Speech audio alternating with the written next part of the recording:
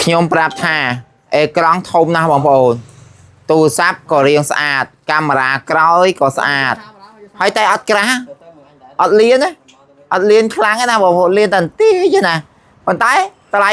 85មកទឹកនេះស្អាតដូចថ្មីយ៉ាងបើនិយាយពីថាស្អាតដូចថ្មីវាសឹងតែដូចថ្មីនេះហើយទៅណានេះអូត្រេសកំពង់សោមហ៎Realme 14C អរគុណមែនតើសម្រាប់បងអូនប្រុស RAM 8 Memory 128GB អេក្រង់ 6.88 អ៊ីងអេក្រង់កាមេរ៉ា50 megapixel AI DOS ណាហេល្មមប្រើហើយនិយាយពីក្នុងប្រអប់នេះមានស្រោមមានអីឲ្យទៀតណាលយក្នុងប្រអប់មានស្រោមថ្លាមួយចូលចាក់ស៊ីមឆ្នាំងសាក់33វ៉ាត់ទៀតអញ្ចឹងសម្រាប់ពុកម៉ែបងប្អូនដែលយើងនៅសល់ប្រហែលដូចជា2ដើមទៀតទេទ្រុសរាន់តំណែងតំណងមក Telegram